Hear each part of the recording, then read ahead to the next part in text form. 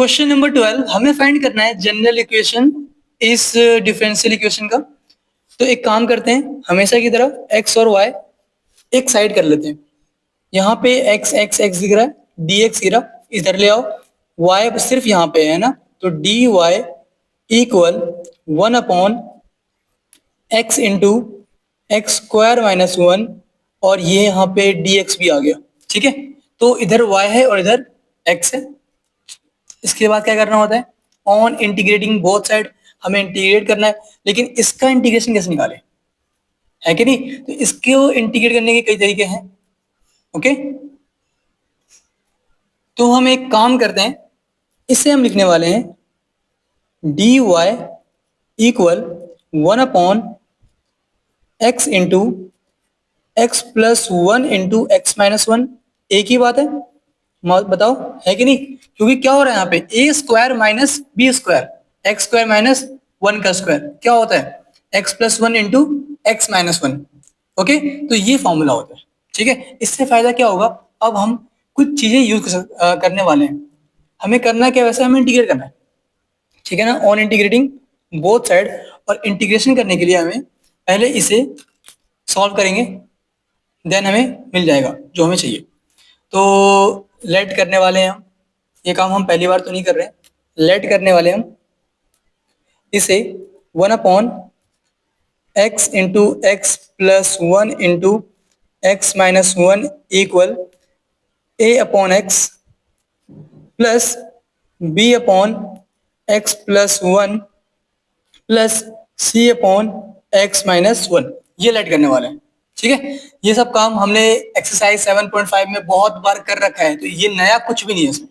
ठीक है, A B C की वैल्यू फाइंड करो, देन पुट करो और काम खत्म। ठीक है, तो ए बी सी की वैल्यू क्या आने वाली है,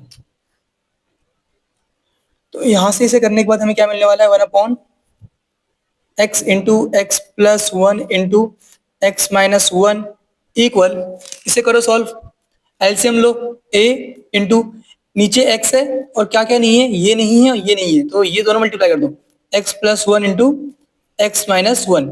यहाँ पे प्लस का b आया, b के पास x प्लस 1 तो है लेकिन x नहीं है और x माइनस 1 नहीं है, तो इसमें मल्टीप्लाई कर दो x और x माइनस 1। ओके, फिर बात करते हैं c की, तो प्लस c के पास x माइनस 1 है, x नहीं है, x प्लस 1 नहीं है, तो c इंटू एक्स प्लस 1, और टोटल डिवाइड में क्या आ गया हमारे पास,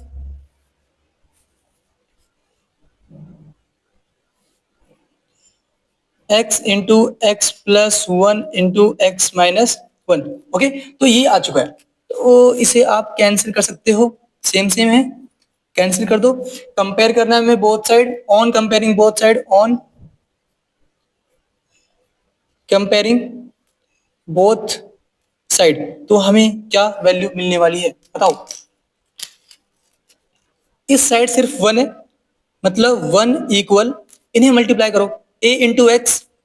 ठीक है, अच्छा इसे करो पहले, x plus 1 into X minus 1 क्या होता है, एक्स स्क्वायर माइनस 1 का स्क्वायर मतलब 1, एक्स स्क्वायर माइनस 1 आएगा, इंटू a करोगे तो a into x square, A x square, और माइनस का a मिलने वाला है। ठीक है, ये तीनों मल्टीप्लाई करने के बाद अब बात करते हैं इसकी, b into x, b x into x मतलब बी एक्स स्क्वायर।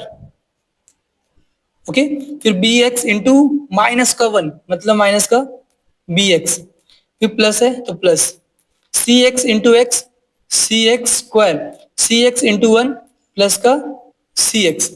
ओके, और इसके पास एक्स स्क्वायर है, इसके पास है, इसके पास है, तो यहाँ से एक्स स्क्वायर कॉमन लो, 1 इक्वल एक्स स्क्वायर कॉमन लिया हमने तो यहाँ पे a मिला, यहाँ पे प्लस का b और यहाँ पे प्लस का c। अब बात करते हैं x की, x ये रहा, x कॉमन लो तो यहाँ पे c है और यहाँ पे माइनस का b है, तो x कॉमन दो के पास है, cx और माइनस bx, तो हमने इन दोनों में से x कॉमन ले लिया। ओके, अब बचा क्या, सिर्फ बचा हुआ है माइनस का a, माइनस का a। अब करो कंपेयर, बताओ क्या वैल्यू मिलने वाली है हमें, एक्स स्क्वायर के कोफिशिएंट को एक्स स्क्वायर के कोफिशिएंट से कंपेयर करना होता है। यहाँ पे एक्स स्क्वायर के पास क्या है, a प्लस बी प्लस सी, यहाँ पे एक्स स्क्वायर ही नहीं है तो हमें क्या मिला, एक्स स्क्वायर यहाँ पे नहीं है ना, मतलब A plus B plus C equal to 0। ठीक है, x का कोफिशिएंट क्या है, c माइनस बी। यहाँ पे x ही नहीं है तो मतलब x का कोफिशिएंट क्या होगा यहाँ पे 0। तो हमें कंपेयर करके क्या मिला, c minus b equal to 0। और यहाँ पे कांस्टेंट है माइनस का a और यहाँ पे कांस्टेंट क्या है 1, तो माइनस का a इक्वल 1। ये तीन वैल्यूज मिली, तो इन्हें सॉल्व करो और आंसर निकालो। माइनस a इक्वल 1 है तो a की वैल्यू क्या मिलेगी, a इक्वल -1। ये हमें पहला मिल चुका है। ओके, a की वैल्यू माइनस का 1। ठीक है, अब ये पुट कर दो इसके अंदर, इसमें पुट कर दो। ठीक है, तो a की वैल्यू -1 है, -1 इधर लाओ तो b प्लस सी हमें क्या मिल जाएगा 1। ओके, तो यहाँ पे क्या मिलने वाला है, b plus C equal to 1। और एक क्या है हमारे पास, c minus b equal to 0। Okay, इन्हें सॉल्व कर लो और आपको वैल्यूज मिल जाएंगी। b से b कैंसिल हो गया, c plus c 2c equal to 1। मतलब क्या, c equal to 1/2, c equal 1/2। अब चाहिए क्या, b चाहिए। c की वैल्यू 1/2 पुट करो तो c 1/2 इधर आएगा, माइनस का 1/2, माइनस से माइनस कैंसिल, b की वैल्यू क्या आ गई 1/2। ओके, और b की वैल्यू भी क्या आ गई हमारे पास 1/2। तो हमने a की वैल्यू भी निकाल ली है, b की और c की, तीनों की वैल्यूज बड़े आराम से फाइंड कर ली। ओके, अब इसके बाद करना क्या होता है, इसके बाद हमें ये सारी वैल्यूज पुट करनी होगी किसके अंदर, इसके अंदर। ठीक है, तो इसके अंदर में सारी वैल्यूज पुट करनी है, ये मान लेते हैं इक्वेशन नंबर 1। ठीक है, तो नाउ फ्रॉम इक्वेशन 1 इसमें a की वैल्यू पुट कर दो -1, b की वैल्यू 1/2, c की वैल्यू 1/2 और इंटीग्रेट कर दो बोथ साइड। क्या करना है हमें, इंटीग्रेट करना है। ठीक है ना, क्योंकि इसकी वैल्यू ये है तो इसे हमें इंटीग्रेट करना है। ठीक, अब इंटीग्रेशन करना बचा है, सिंपलीफाई हमने पूरा कर लिया, तो मैं कर नहीं रहा, दिखा रहा हूँ, आप बस सॉल्व करो और आंसर मैच करो, कुछ खास है नहीं इसमें। तो हमें क्या करना है, इंटीग्रेट करना है। ओके, और वैल्यूज जो मैंने अभी बताई है कि a की वैल्यू क्या है, a की वैल्यू -1 है। ठीक है ना, पुट कर दी। b की वैल्यू क्या है 1/2। ओके, 1/2। c की वैल्यू क्या है 1/2।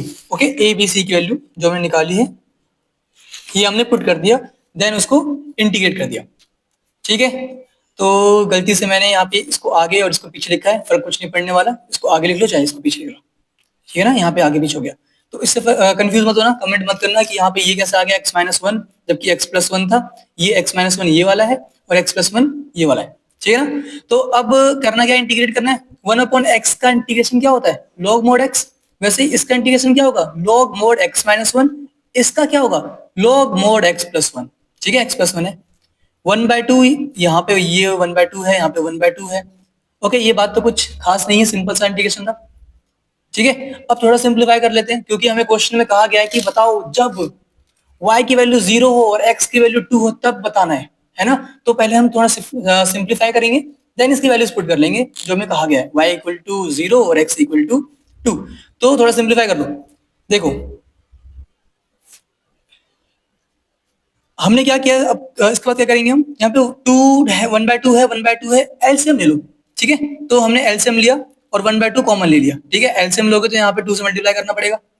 ओके, तो ये माइनस का 2 हो गया, log mod x, यहाँ पे 1/2 था, 1/2 था जो कि कॉमन लेने के बाद बाहर आ गया। ओके, तो अब क्या करने वाले हम, log की कुछ प्रॉपर्टीज होती हैं, सबको पता है ये बात।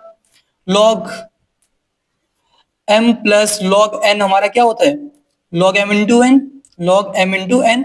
और log m minus log n क्या होता है, log m अपॉन n। ये वैल्यू सबको पता है। तो वैसे यहाँ पे देखो, दो तो प्लस में है और एक माइनस में है, -2 log mod x। और एक बात और देखो, -2 log, यहाँ पे 2 log mod x है। ठीक है, इसको आप लिख सकते हो log mod x की पावर 2। ये कैसे हो गया, किसी को डाउट हो तो मैं बता दूं, एक फॉर्मूला और होता है, तीसरा फॉर्मूला एक्सरसाइज 5.5 में आपने पढ़ रखी है सारी चीजें। ठीक है, डिफरेंशिएशन चैप्टर में। तो एक फॉर्मूला होता है log m की power n equal n log m।